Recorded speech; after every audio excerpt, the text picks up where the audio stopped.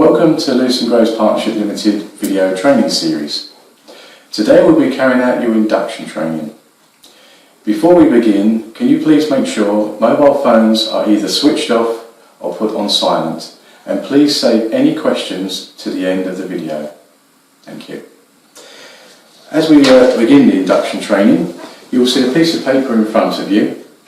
I will ask you to put your name on the piece of paper and date and signature, but you will also see subjects on the left hand side and right hand side, and when you turn the paper over.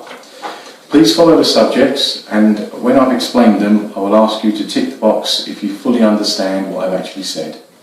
Okay? Just to explain the company was formed in 1985 by Mark Graves and Keith Lewis. They've been working in the industry for some time and decided to join forces and create the Lewis & Graves Partnership Limited.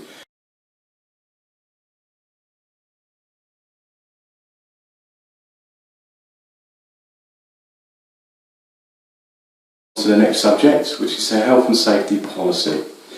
We also have environmental policy, quality policy, no smoking policy, disciplinary policy, equality and diversity policy, and then I will explain the safeguarding policy. The policies I've just run through you will find on the Lewis & Graves website, which is www.lewis-graves.co.uk. Okay, just to also explain with the health and safety policy, you will find that where you sign in, you also find the environmental policy, the quality policy, and there's a policy for 27001, which is information security. Okay, if you'd like to look at the policies more in depth, then say go to the website and you can cherry pick from there and look at the policies. Okay, safeguarding policy and procedures. The safeguarding, basically what it means is you have a duty to care to young persons on site. Some of you will be working on colleges with young adults, some of you will be working on schools with children. What this basically means is if we see anything, maybe we see a fight breaking out, maybe we see some bullying, what it basically means is we are not allowed to intervene in any way. Okay, we mustn't actually touch the children and break up the fight. We mustn't talk to them. All we have to do is actually go to a member of the college staff or school staff and pass it over to them. Just basically say, I've seen that child being bullied. Obviously point them to the children that obviously are creating the bullying, and they will deal with it. Also, it could be that you might find graffiti in toilets, on the backs of doors. This could be a cry for help. So if you do see that, do not immediately remove it. Go to your supervisor or caretaker and basically say to them, you've found some graffiti on the toilet door. They will take a look at it, they will probably take a photograph of it and then ask you to remove it. You are not permitted to talk to children if they open the door and say good morning or good afternoon to you. That's absolutely fine to say good afternoon or good morning back, but you're not allowed to hold any conversations with children. If you do see anything regarding maybe a work colleague that you feel is acting inappropriately with a child, report this to your supervisor or line manager. You obviously will be basically kept anonymous as much as we can, but always report things. So that's basically what the safeguarding policy means to you on site. Okay, if you fully understand the policies that I've just gone through, could you please tick the box all the way down to the safeguarding policy? Okay.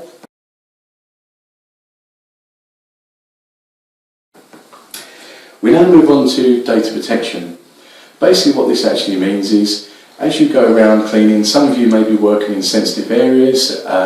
Obviously you may find documentation left on desks.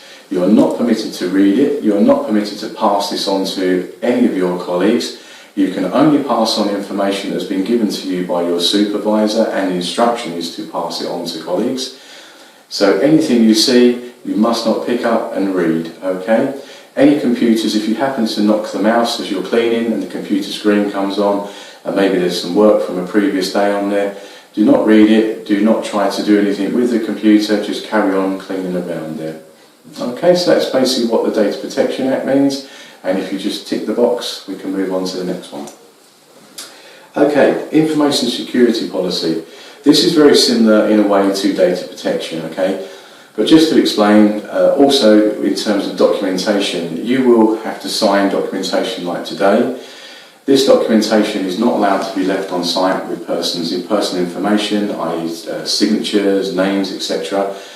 When we've actually completed this, it will go back to our head office, it will be scanned in, the actual paper copy will be sensitively destroyed. If obviously you leave the Lewis and Graves Partnership Limited, any information will go to an archive section on our computer files and will be kept for 5 years. The reason for this is personal injury claims. After 5 years, it will be sensitive destroyed. Okay, so that's the actual information security. So if you fully understand that, please tick the box and we will move on.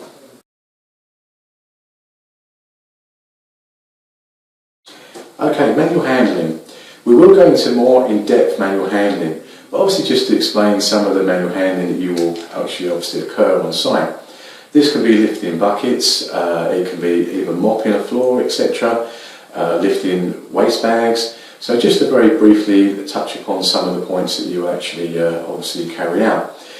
If you're actually moving waste bags around site and you're going to descend or ascend stairs, please make sure you can, whatever you can carry in one hand easily, that you carry with one hand here and obviously one hand on a handrail to support you. So if you did trip, then obviously you can brace yourself with the hand. This also is if you're carrying anything like a vacuum cleaner, maybe a mop bucket, maybe hand buckets. Please make sure that you do have a hand free to hold on to a stair rail. If you're carrying waste bags to and from obviously the waste area that's obviously allocated, please make sure that as you carry them, you're carrying the waste bags away from your body. So if there was any sharp objects in them that it was not foreseen as you're emptying the bin, that they do not cut into your legs, do not put the waste bag over your shoulder. That is an absolute strict no-no. So please make sure they're slightly away from your body and only ever carry what you can actually comfortably carry yourself, okay? Do not overload yourself with waste bags. As I say, more in-depth manual handling will be explained later on our on-site training courses, okay? If you fully understand that, go and tick the box and we'll move on.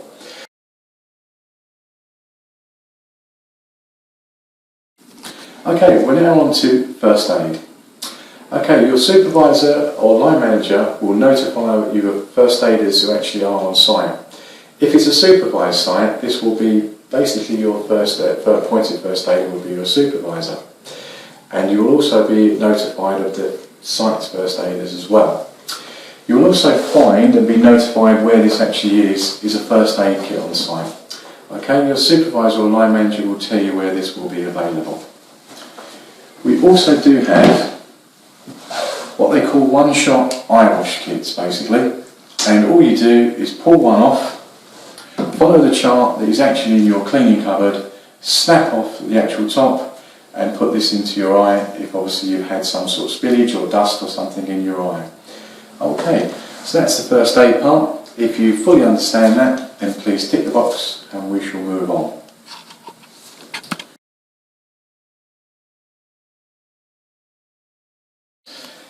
Okay, let's move on to emergency evacuation procedure.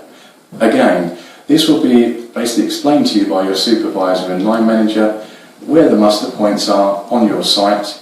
If there is unfortunately a fire and the alarm goes off, please do not run. Please walk briskly to the obviously emergency point and obviously wait for a roll call by your supervisor.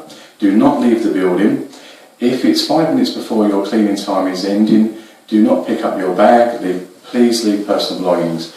We can replace personal belongings, but we cannot replace lives. So if the fire alarm goes off, please go to the muster point quickly as you can without running. Please do not try to assist any other member of staff. Just make your way yourself to the actual muster point and please wait there for your roll call. Okay, if you fully understand that, please tick the box.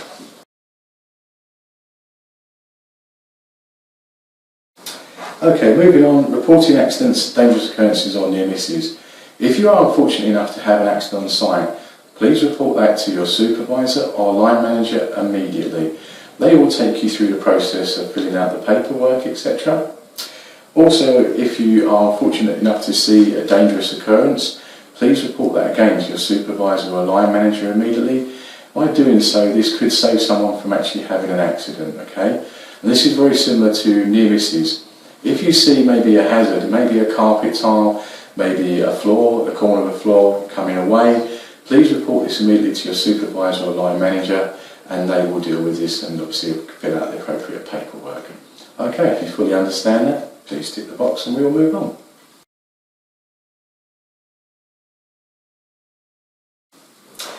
Okay, signing out procedure. This again will be explained by your supervisor and line manager where the actual signing in book is. There are two different situations. We do have electronic signing in devices and we have a paper form as well. This will be fully explained where this actually is and how to fill this out by your supervisor and line manager at the end of the video. Okay, if you fully understand that, please tick the box and we'll move on to the next one.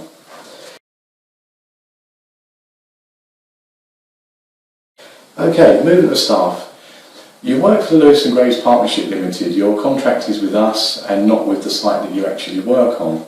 So we do have the right in extreme circumstances to move members of staff from different areas in the building. This could be because we need to bring an area up to a certain standard and we need you to move for a time being. We may put you back to the same area you worked on, but we do have the right to actually move you. This can also be a case where we can actually move you to another site. This will only be local, around about 5 miles difference between the site you actually work on. But this is a very, very rare occasion this ever happens. But it can happen sometimes, and obviously you must be aware of that. Okay, if you fully understand that one, again, please tick the box and we will move on.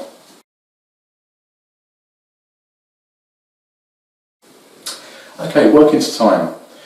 Basically, what this actually means is the client actually pays us for a contracted amount of hours. So in turn, we expect you to actually work the hours that we obviously are contracted with you.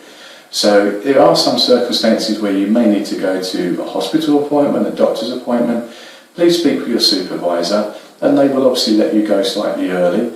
If it's a case that basically you are coming in maybe half an hour late each day, you must understand that other staff obviously are getting paid the same amount as you and you're actually doing less work. So in this situation, what basically can happen is if you are a repeat offender of this, the supervisor obviously needs to clear through the manager, but they can actually dock you the time that you actually are late. And obviously over a month, maybe a couple of months, this is going to build up. So please make sure that you're on time, that you obviously come in and you leave at the correct time. Okay, if you fully understand that, please tick the box and move on. Okay, sickness and non-attendance reporting procedure. If you are fortunate enough to obviously feel unwell, I know this obviously can actually happen on the day you actually are coming into work and you can wake up and feel not very well. But if you are not feeling very well the night before, please try to give the supervisor or your line manager as much notice as you can so they can actually obviously get someone to actually fill in your area. So please let them know as soon as possible. So make sure at the end of the video you take your supervisor's number. If you don't have a supervisor on site, please take your area manager's number. If you can't get hold of the area manager for any reason, please contact our head office and say your full name and the site that you work on, and they will make sure that the information is passed to the area manager. But please give them as much notice as you can. Okay, if you fully understand that one, please tick the box again and we will move on.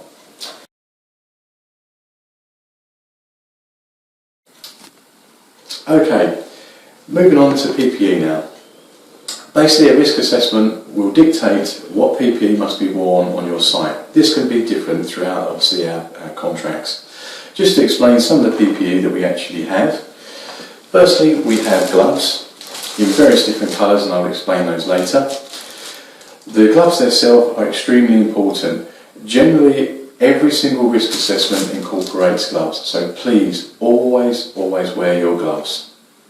Okay, also, we have safety glasses. A lot of the risk assessments do dictate that you actually wear the safety glasses, so please obviously follow the risk assessment. If it dictates that you must wear a pair of safety glasses to carry out the task, please make sure you do so. If you haven't got any present in your cleaning cupboard, please notify your supervisor or your line manager and they will be provided for you. We also actually have face coverings, which at this moment in time are optional. If you wish to wear them, you are more than welcome. Okay, so you will find these in your cleaning cupboard as well. Okay, uniform that you obviously are provided with, that does also form part of your PPE. There are various other PPE, etc., like safety shoes, but again, this will be dictated by a risk assessment. If obviously you do need to wear them, that will already be explained by your area manager. Okay, if you fully understand that, please tick the box and we will move on.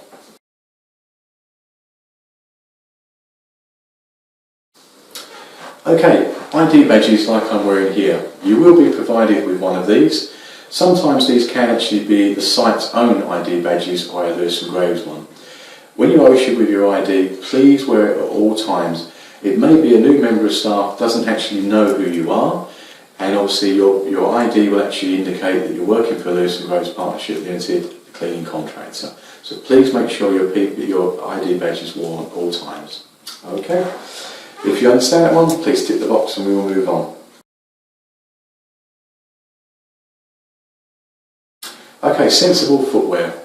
This one normally is for ladies. Basically, we're not allowed to wear any open-toe sandals, flip-flops, etc. It must be an enclosed shoe. This can be a trainer, or this can be a shoe or a boot, but it must be enclosed.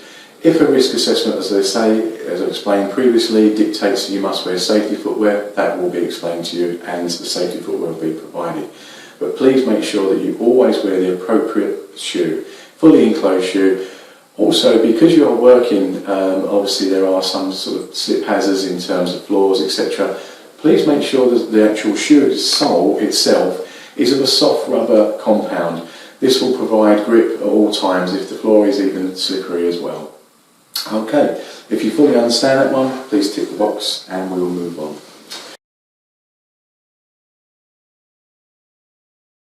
Okay, mobile phones. Mobile phones, we all have loved ones who are at home who may need to reach us in an emergency situation. So please, if you can make sure that your phone is kept in your pocket and you do not use it for any reason other than an emergency. If you do need to make an emergency phone call, please speak to your supervisor beforehand and say, I need to make an emergency phone call, and it will be at their discretion, obviously, whether you can do that. But please do not use your phone as you are working. If you have friends who may need to contact you, please notify them that you are working between a certain time and ask them not to actually call you. But if obviously an emergency arises, that obviously is absolutely fine. But please make sure that you do not abuse your mobile phone, as possibly the privilege could be taken away from you and you may have to lock the phone in obviously your supervisor's office before you start your shift. Okay, if you fully understand that, please tick the box and we will move on.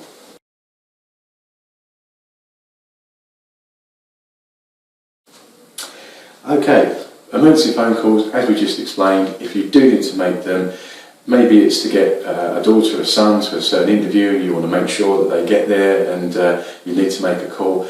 Again, just run that through your line manager or supervisor, so if someone on site actually sees you using your mobile phone and reports it to your line manager, then obviously they can explain that was the situation. Okay, again, tick the box and we will move on. MP3 players, I'm afraid strictly prohibited. For safety reasons, it may be as you've got music playing in your ears, you may not hear a colleague trying to warn you of a dangerous situation, maybe something's falling behind you, maybe possibly even a fire alarm is going off and you're not unaware of it because the music is so loud in your ears. So please make sure that you do not wear your MP3 player. If you are caught wearing your MP3 player, possibly a disciplinary action could be taken against you. So please do not wear one. Okay, if you fully understand that, again tick the box and we will move on.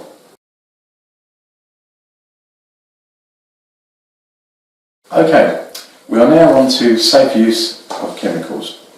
Okay, just to actually run through, you will actually find a COSH manual on site. This is where product risk assessments and safety data sheets are actually found. You will either have a hard copy as I'm holding here, or you will actually find that you have a tablet version on site.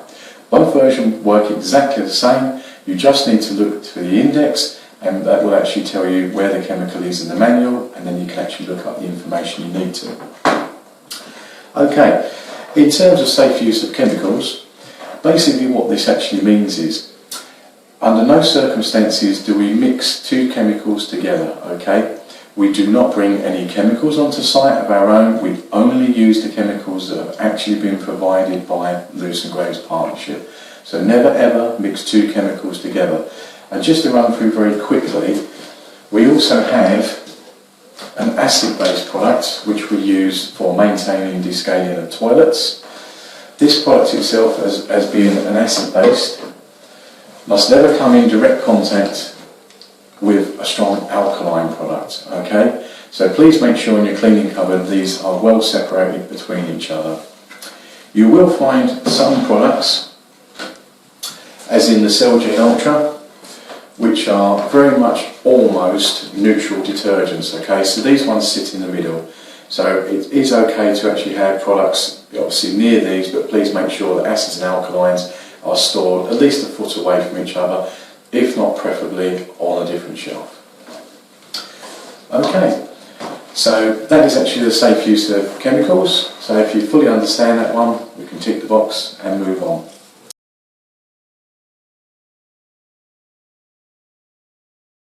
Okay, now what I'm going to do is explain the main chemicals that you'll actually find on site. Some sites will differ, some contracts will need different chemicals. Any of these different chemicals that are not in front of us here will be explained to you by your line manager or your supervisor. Okay, so we'll just go from the top. As we said before, we have a chemical here which is used for maintaining the toilets of descaling. This chemical comes in basically a format which is a dissolvable pouch inside these actual basically sachets here. So what you'll actually do, there is a separate video to this one, but I'll explain very briefly. So you can look up the video and obviously follow the instruction guide. What you actually do is put warm water, if you actually have warm water, to the middle mark, place one of the sachets in, but please make sure you are wearing gloves and the gloves are dry. Take the top off of the bit of the bottle, place the sachet in, put the top back on, and give the product actual shake around until you see it dissolved. And then you will fill it back up to the top line here. Okay. This one, as I said, is used for toilet bowls and descaling around taps. Please always open the actual lid, which is just a pourer, pour down the toilet, leave for contact time, and then brush and flush away. Never leave this product down the toilet, never leave this product around the sink, only for contact time. Okay, so that's this product for descaling. Then we move on to a product called Celgene Ultra. This is available in a 5 litre version, which is concentrate, and a trigger bottle. What you will tend to find is that when we need new bottles, we will buy the ready-to-use products in this bottle. When the product is actually gone, do not throw the bottle. We will now use the concentrate version, and we will go through dilution, etc. a little bit later on. But this product here is very, very universal. This product is brought in predominantly as a cleaner and a sanitizer for SARS-CoV-2. So this product can be used on tabletops, it can be used on walls, it can be used on floors, skirting boards. It's a very, very universal product. So it will actually clean and sanitize at the same time and kill obviously the virus. So I've explained that one there, so we'll move on to the next one. Sabre. This is a hard surface cleaner, again, very much like Celgene Ultra. It is a very, very universal product, can be used again on tabletops, skirting boards, walls, door frames, etc. The only properties this product doesn't have compared to this one is this is not a sanitising product, it's just a hard surface cleaner with a very fresh lemon smell. This product is a neutral detergent, very much like this one here. Okay, so that's Sabre. Okay, now let's explain Fastlane. Fastlane is a floor maintainer. Not all contracts will actually have this product. If you have polished floors, this product will be on your site. If you don't, then this product will not be there. This product is only used for maintaining polished floors. It is not to be used on walls, skirting boards, door frames, tabletops, only to be used on polished floors. Okay, and that's that one explained. Extraction HE. This product again will not be used by all staff. This is more of a specialist product. It is used in carpet extraction machines. You will actually have separate training for this. So this product do not use on anything else other than if you've been trained to do carpet extraction cleaning. Okay. Let's move on to this product here, Spot and Stain. This product again is a specialist product used for carpet cleaning. There are some situations where staff will be trained on this with not being trained on carpet extraction to remove minor stains, coffee stains, etc. on carpets. But this product generally comes hand in hand with this one. Okay, we'll now move on to debond. Okay, this product will not always be available on every site, but what this product is actually used for is removal of chewing gum. If you need to use this product to remove chewing gum, basically it comes hand in hand with using a scraper. Very carefully, so you do not damage the carpet, crisscross the actual chewing gum to break the surface tension. Spray this product, leave for contact time, and with the scraper, very carefully remove the chewing gum as much as you possibly can. Okay, that's that product. Moving on to graffiti remover. Again, this product is not used on every single site, but obviously exactly what I've explained on here is graffiti remover, that's what it's used for. Spray onto your cloth. If it's a wall, if it's obviously a tabletop, you can then spray downwards onto the table, but if it's a wall, spray onto your cloth and wipe it over the wall, leave for contact time, and then try to remove it. You may possibly need to use some more to remove it. If this does not remove it, report to your supervisor or line manager that you're unable to remove the graffiti with this product, and they will put in basically a different product or possibly call in mobile support to assist. Okay, that's that product. Okay, moving on to this one here, which is glass stainless steel cleaner. Okay, this product is basically used for cleaning glass or stainless steel. Okay, very easy. It's a ready-to-use product. Just spray onto your cloth, wipe over the window, and then use a dry cloth to actually obviously wipe any residue that's left on there. And then again, that would be exactly the same for the stainless steel. Okay, that's that product there. Okay, this product here is more of a specialist product, will not be found on every single site. It's for scrubber dryer machines, okay? So again, this will be a specialist product that staff will actually be trained on to actually use the scrubber dryer machines. Do not use this product on anything else, walls, skirting boards, mopping on floors. It's only to be used in a scrubber dryer machine, okay? Okay, this product here, Strong Arm. This is an extremely strong degreaser, okay? Predominantly used in kitchen environments. Please do not put this product in a spray bottle. It must not be atomised. It can be used in a hand bucket and obviously a mop bucket, but it must not be atomised. This product, again, you will receive specialist training for. Okay, so that's all the products that we have in our basic range. If you fully understand that, please tick the box and we shall move on.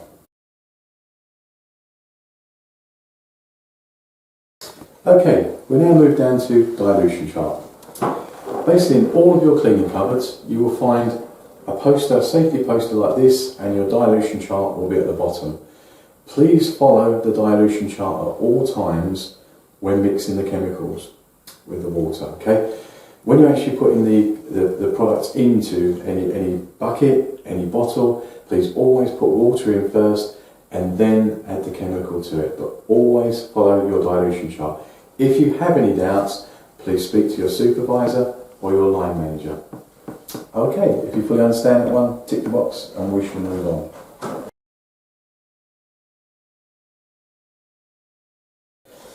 Okay, the next one we actually have is product risk assessments and material safety data sheets. As we did explain earlier, we have a cost manual which contains the product risk assessments and safety data sheets, or we have a tablet version, okay? So please make yourself familiar with the products on site. You can read the risk assessments and obviously make sure that you are fully aware of where the material safety data sheets are should you need them.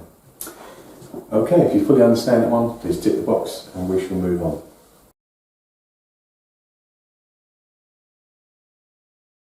Okay, we'll now move on to safe use of equipment. Basically, obviously we have a vacuum cleaner in front of us. This is predominantly what you will be using on site in terms of electrical equipment. The first thing to actually do is check your plug. Make sure there's no black pins on the plug indicating some electrical fault. Then look at the plug itself, make sure that the inner wire is not showing, it's not coming out in any way.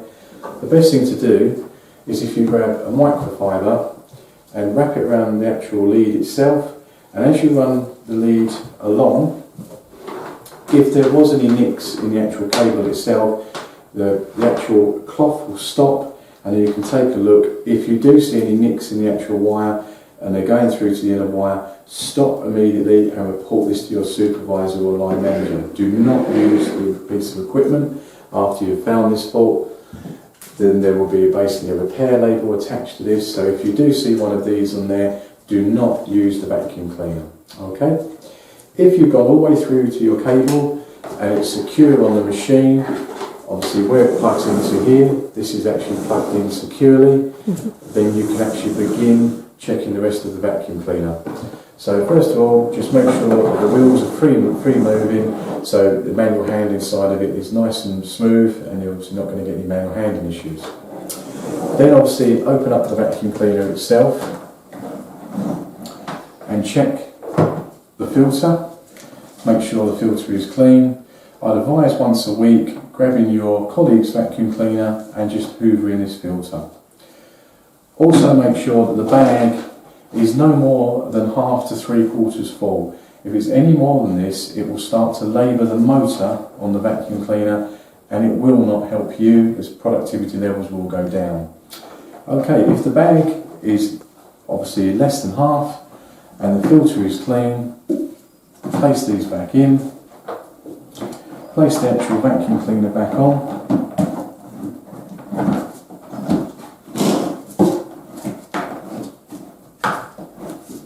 make sure that is secure, just lift it up just briefly. If obviously it's secure, that's fine, you can carry on. If it isn't secure, you could be taking this down a staircase and the vacuum cleaner will come apart and fall all the way down the staircase. Okay, the next thing we'll actually do is you'd actually plug the vacuum cleaner in. Always make sure it's switched off on the plug before you plug in the vacuum cleaner and switched off on the machine itself. Once you've done that, switch on the plug socket and then you can test obviously the machine. Switch it on, test the suction. Also we have the foot of the vacuum cleaner. When you've got these combined, if the suction's great there, if there is an issue and obviously there's not very good suction there, it could be various different things. It could be a blockage in the pipe itself, so you break down the pipe, look through the pipe, make sure there's no blockage in there. Also, just look into the foot itself, make sure that you've not picked up any large amounts of litter that actually are blocking up the foot itself. If that is not the case, the pipe is not blocked up and the foot is not blocked up, the problem could lie now in this pipe here. The best thing to do is remove this from here, switch on and test the suction here. If the suction here is good, then it means that the blockage is in the pipe. If it's not good there, then it could be various different things. There's sometimes you can get a crack in the case at the bottom, or it could mean that the motor is on its way out. Okay, if obviously you do have a blockage in there, things like your mop handles are very good to push down and actually force the blockage out. Okay, if you do have any problems with that, please stop and speak to your supervisor or line manager. Okay, that is actually how we check a vacuum cleaner. Obviously, at the end of the use of the vacuum cleaner, before you put it away in your cupboard, you need to recheck the cable. So wrap your cloth around and recheck the cable all the way through, making sure you've not nicked the cable in any way. And also, just with a very just damp microfiber, give the machine a wipe over, okay? Just to remove any dust. It makes the machine look nice, and obviously then we can put the machine back away in the cupboard. Okay. We'll now move on to another piece of equipment, a mop bucket. We now have in front of us a Kentucky press bucket. I'm just going to show you actually how to check this bucket before you use it. If you remove the ringer, place that down, and then again, like the vacuum cleaner, just make sure the wheels are free moving. Obviously, otherwise we will have some manual handling issues with the actual bucket. And the next thing you need to do is check that the handle is secure. The last thing you want is to lift this bucket up, the handle comes off and 10 litres of water goes all over the floor. So just make sure, just give the handle a pull, make sure that it's okay and secure. Also make sure the bucket is clean inside, there's no leftover residue of chemical in there, and the bucket is dry, no dirt, etc. If it is, obviously clean the bucket out before you use it. With the ringer itself, once you put the ringer on, just make sure that the actual action of it is nice and smooth. If it's not, it's going to cause a manual handle issue as well. Okay, so that's the Kentucky bucket, how to use one of those. Just very briefly, we will show you actually how to do exactly the same with your hand bucket. Okay, all we need to do with this one again is make sure the bucket is clean and just check the handle, make sure the handle is secure. Okay, whenever cleaning buckets, etc., always use your microfiber and wipe from the inside out. Dry off the bucket so there's no moisture inside. Turn the cloth over and then wipe the outside of it, and then open the cloth to the other two sides that you have and just wipe the actual handle as well, okay? And then just retest, make sure the handle's secure. You do exactly the same with the Kentucky style bucket as well. Okay, so that's two pieces of equipment there that you will frequently use. The other one you will frequently use is a dust control mop sweeper, okay? And what we need to make sure is that this head is always clean, otherwise it will not function correctly. So after you've actually completed the task, take your vacuum cleaner and make sure that you give this a thorough clean over before you put this back into your cupboard. Okay, so that's safe use of the machinery.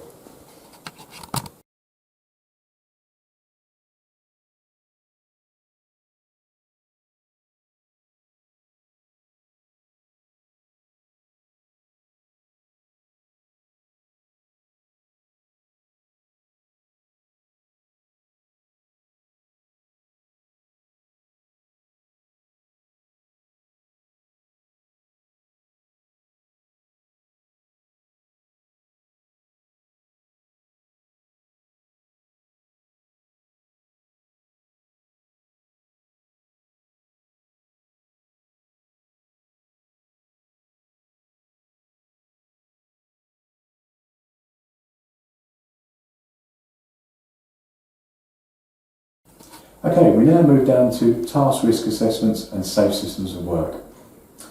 Basically, for every task that you perform on site, there will be a risk assessment and a safe system of work, which is a method statement. You will find this either, as I explained before, in a hard copy version as I'm holding here, or you will find this in the tablet version. You will go through on the on-site training a much more in-depth training where you will actually be explained exactly how the task risk assessments and safe system of work. Okay, if you fully understand that one, please tick the box and we shall move on.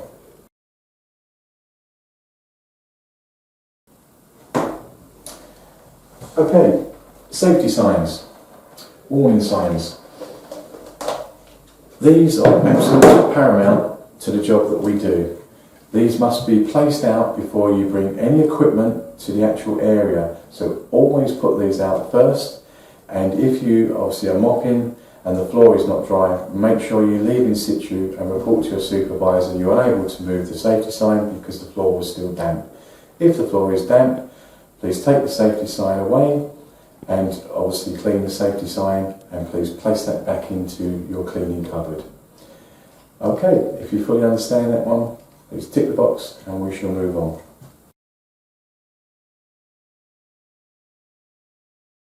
Okay, we now move to colour coding. In your cleaning cupboards, you will find posters which will actually tell you what the colour coding in the Lewis & Grace Partnership is. Okay, I'm going to run through that for you. We have blue, which is used in general areas, classrooms, corridors, receptions, etc. We have red. This colour coding is only used in washrooms, okay? We have yellow. This colour coding is only used in kitchen areas, okay? If you fully understand that, please tick the box and we shall move on.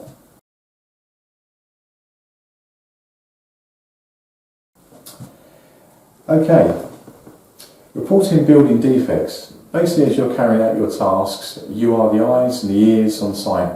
You may possibly see a building defect. This could be a broken toilet seat, it could be a door handle, it could be a carpet that's coming away, a tile obviously coming up. Please report that immediately to your supervisor or line manager. If you do not have a supervisor on site, report it to your line manager and also report it to the premises manager as well. Okay, if you fully understand that one, please tick the box and we shall move on.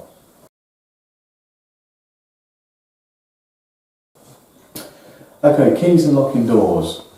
This is kind of a thing of the past with most automated doors, etc., swipe cards and things like this. But if you do happen to actually be allocated keys for your work area, please make sure that you sign those keys out. You do not leave them unattended in a lock or on a tabletop, and you place the keys back in the correct area and sign the keys back in at all times. Okay, if you fully understand that one, please tick the box and we shall move on.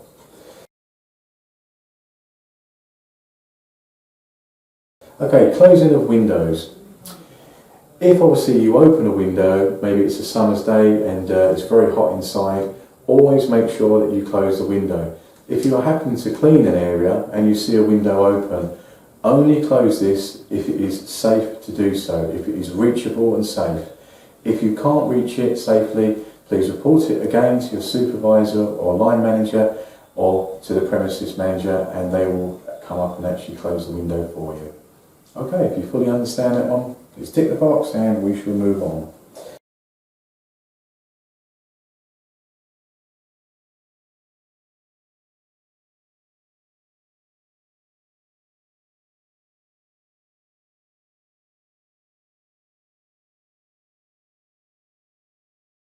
Okay, storerooms. You will be carrying out some training later on the on-site training of actually how to prepare your storeroom correctly.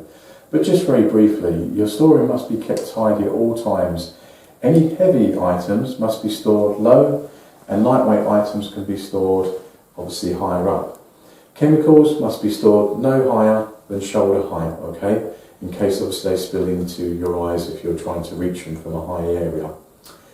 But as I said, always keep your storeroom tidy.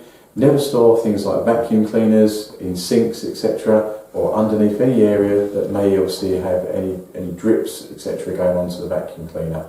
If you are unsure, please speak with your supervisor or your line manager and they will show you correctly how to actually lay out your storeroom. Okay, if you understand that one, again tick the box and we shall move on. Okay, health and safety notices. You will find on your site various health and safety notices.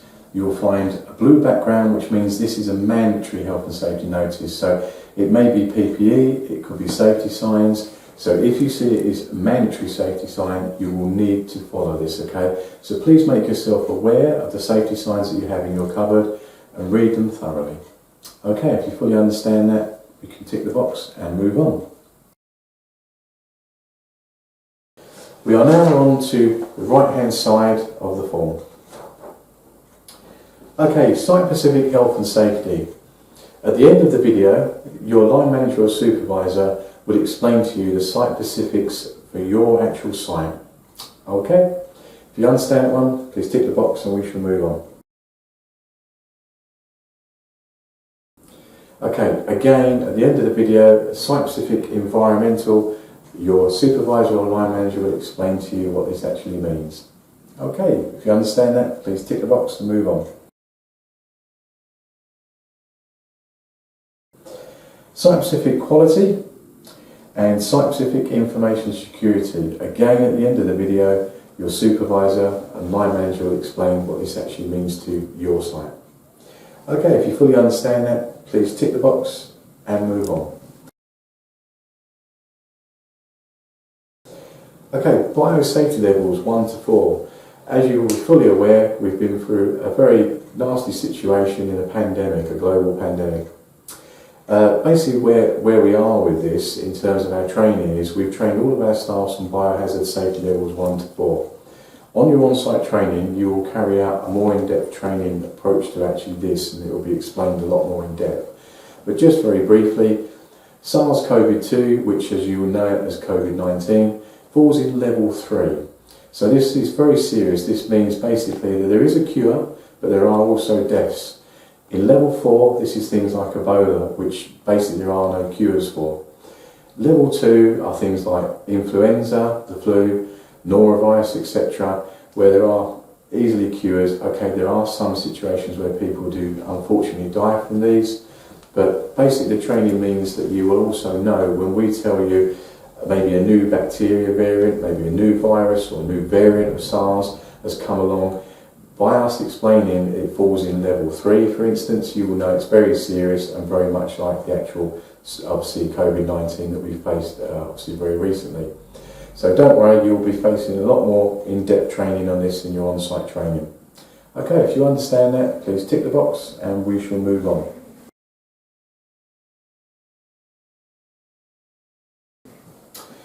Okay, things like social distancing.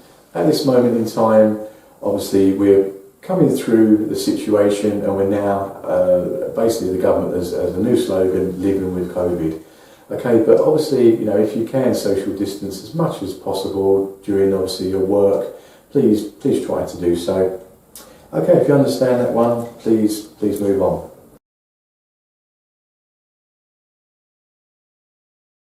Okay, we now move down to key points for morning clean, key points for afternoon clean, key points for janitor clean. Okay, this will actually be explained to you by your supervisor or line manager because this could change quite frequently. Okay, so don't worry, this will be explained either right now or at the end of the video. Okay, if you fully understand that, please tick the box on those items. Okay, face coverings and uniform cleaning.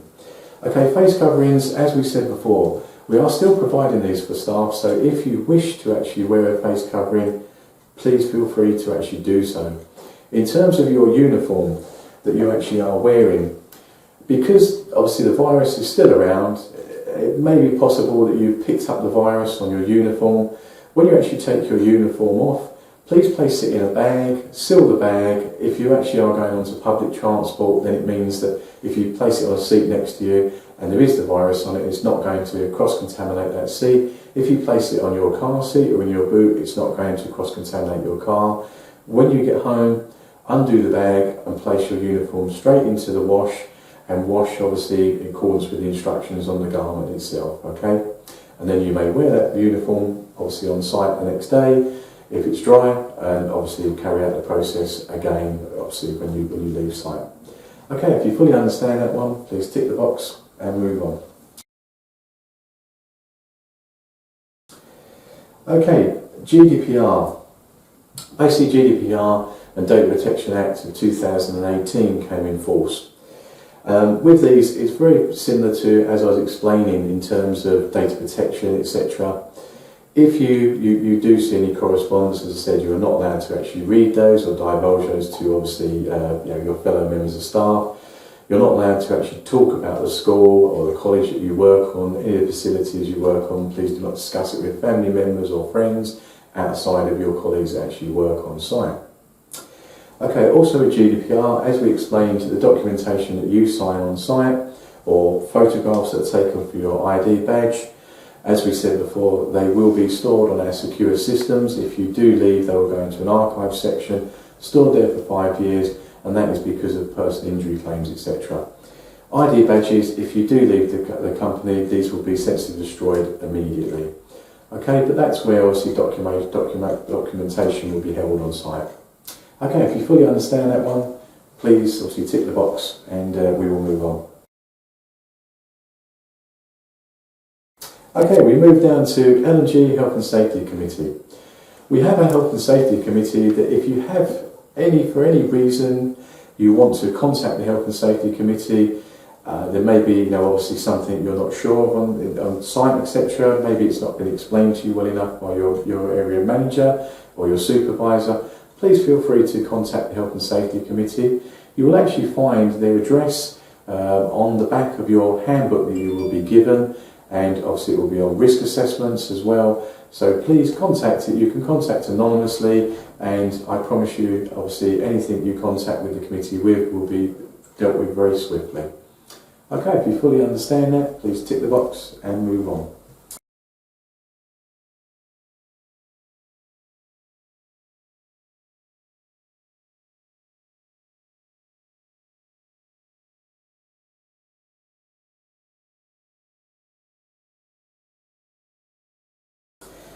Okay, lastly, the nearest hospital with A&E facilities. This will be notified by your supervisor or your line manager at the end of the video. If you have any questions at the end of the video for your area manager or the supervisor, please do not hesitate to actually put your hand up and they will answer your questions. I thank you so much for your time, and please have a wonderful day and look forward to possibly meeting all of you in the future. Thank you very much.